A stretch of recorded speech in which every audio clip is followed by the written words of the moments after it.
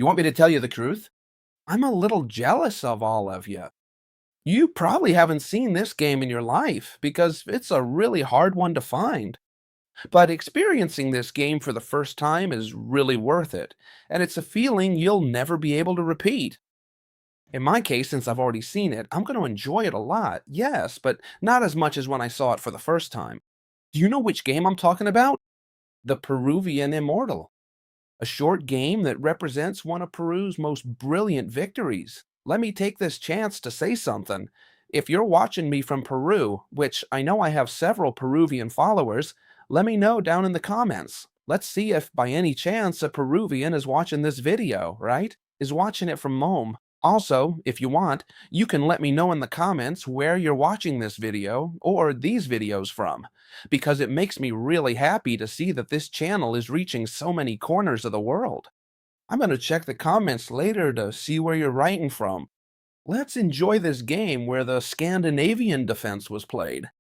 How many times have we talked about this defense on the channel, both how to play it with white and how to play it with black? In this case, the Scandinavian defense has something very important that all of you should know. It gives away the initiative. Why? Because when you capture the pawn, the queen has to come out, and black has given up quite a bit of initiative. Now then, how can we take advantage of it? By developing a minor piece, like the knight to c3, while attacking the queen.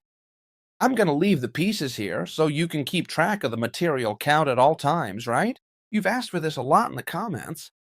All right, so what's the idea here for black? Well, if you're loyal followers of the channel and you've studied several lines, you'll know that there are three main moves here.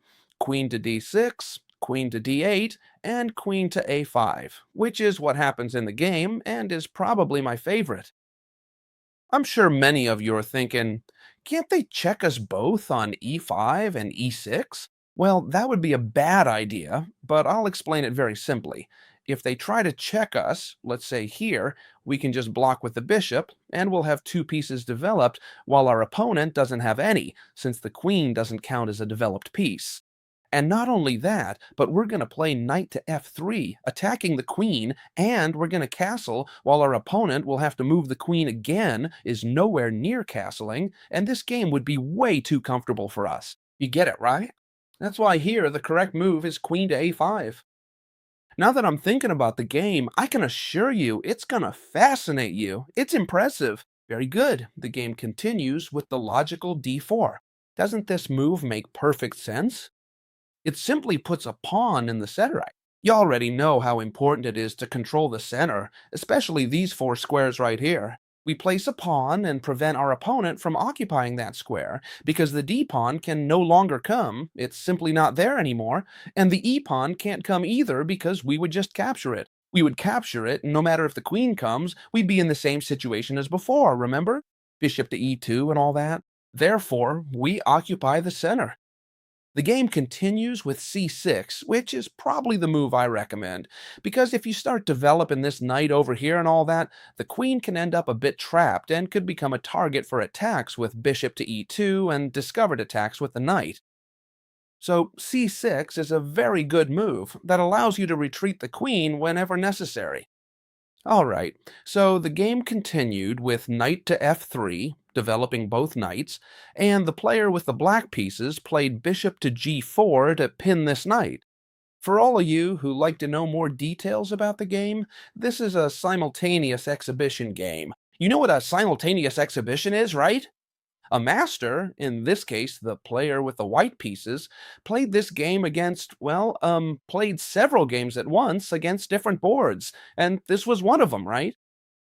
Alright, here our knight is being pinned, but actually nothing's being threatened, because it's true that this knight can't move, but they can't threaten it with any piece either. Normally, you threaten with the knight, but this knight can't come in thanks to the control we have over the center. You see how important it is to control the center? Alright, so many of you might think, here I want to get out of the pin with bishop to e2. Well, it wouldn't be a bad move, but maybe now it'd be a bit too passive. We could play, for example, bishop to c4, a good move, or in this case, what the master played, which was bishop to f4. The game continued with e6. Alright, I'm going to give you a tip. Do you see that most of black's pawns are on white squares? So we can figure out that black's good bishop is this one here. Why? Because the pawns don't get in its way. Do you see it? It can go wherever it wants without being blocked by the pawns. So this is the good bishop and this is the bad bishop. That's why here, when the master plays h3 threatening the bishop, a good idea is usually to trade off the bad bishop. So here, the player with the black pieces doesn't hesitate for a second and trades their bad bishop for a knight. Did you get this? Now this bishop won't be bothered anymore by its own pawns and will simply be left with the good bishop. Obviously, capturing with the pawn would be a very bad move because you would end up with two isolated and doubled pawns, which is really harsh, especially when there are still queens on the board, since they can be pressured a lot. If you saw the game I uploaded yesterday or the day before, I can't quite remember, you saw that the player with the black pieces ended up losing precisely because of doubled pawns like these.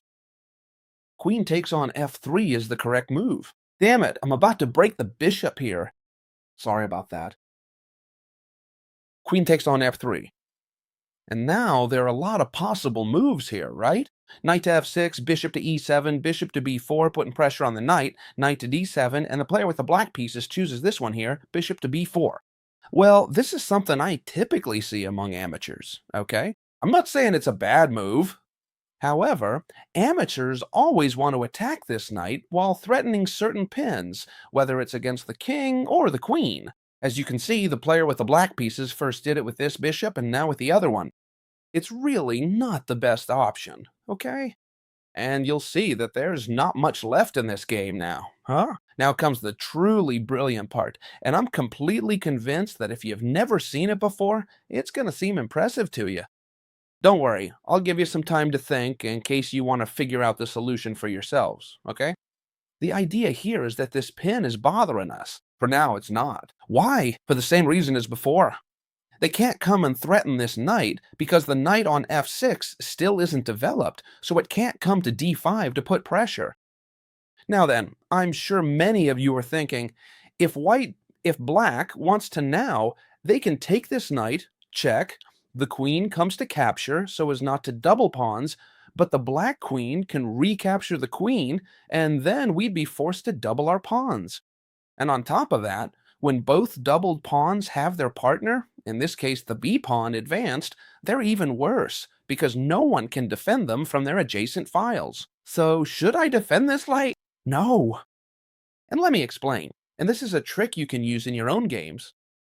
Doubled pawns aren't as dangerous when there are no queens on the board, alright? And even more, I'm going to tell you something better, because this has nuances. What I just told you has nuances, but there's something even more important here.